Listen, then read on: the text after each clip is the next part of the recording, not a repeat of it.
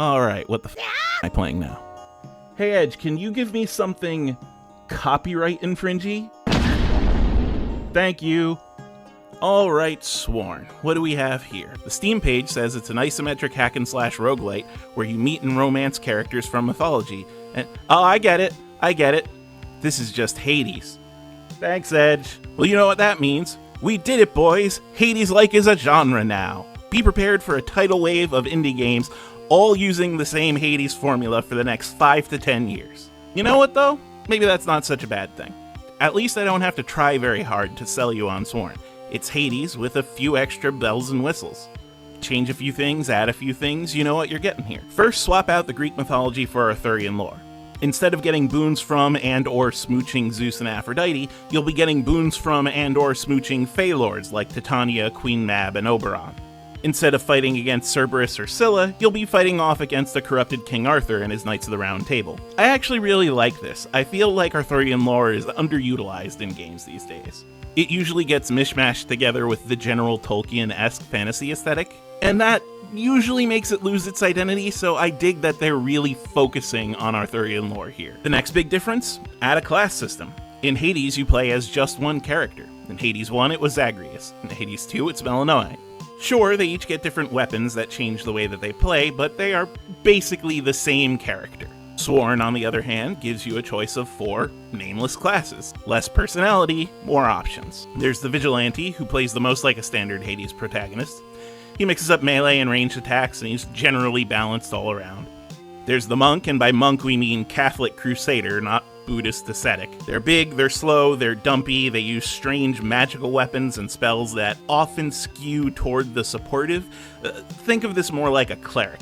There's the Rook, your standard tank with big weapons, big HP, and a lot of defensive abilities. And the Spectre, who is your glass cannon that focuses on heavy damaging spells and fast movement and attacks. Now, each of these classes has 4 of their own weapons to choose from, and they also have 4 of their own spells to choose from. Meaning with just these choices alone, hold on, I need to do some quick math, you have 64 different loadouts that you could choose from just going into a run. But then you have to take upgrades into account. You can visit Merlin's Cauldron to upgrade your stats. You could advance on tech trees and unlock new modes of play. For example, there's one mode that's magic balanced and gives you more MP, and there's another mode that allows you to dash more, basically the Dark Souls dodge roll spam build.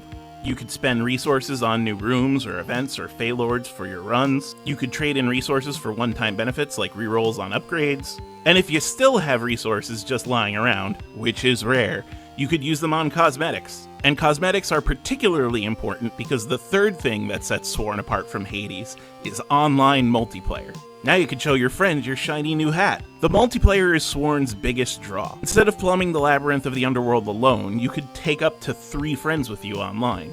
You could even resurrect them when they die, for a price.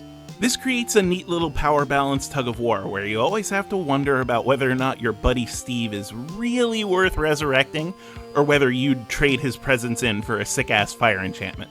Take the enchantment, Steve knows what he did. The multiplayer also makes the class system make a whole lot more sense.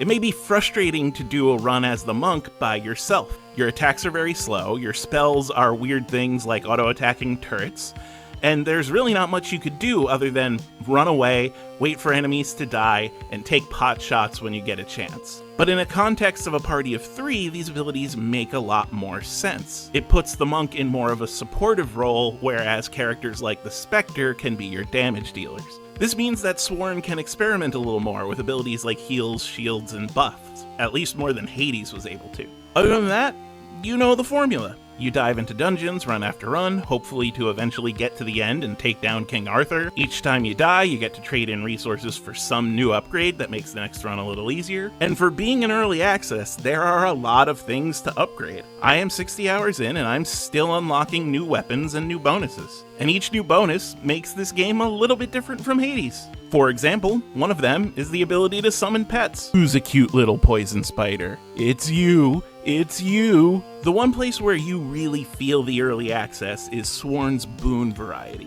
While boons in Hades make your attacks change in significant ways, the boons in Sworn are all kind of the same.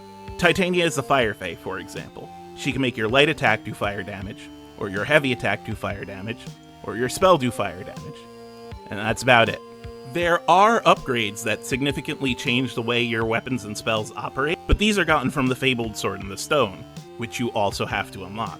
This makes Sworn simultaneously feel like it has more and less options. More because you can customize how your attacks work with whatever element you want, but less because upgrades that significantly change how your character plays are fewer and far between. And you know what? There's really not much more to say about Sworn than that. This game does what it says on the tin. It's Hades with multiplayer. Those 3 words tell you all you need to know. If you got a few friends who are down for killing and smooching characters from Arthurian lore, then Sworn's the game for you. If not, well, Hades 2 just got a new update. And if you can't tell, I like smooching Queen Mab, because she's a spider. Look, spiders are sexy. I'm not going to be judged.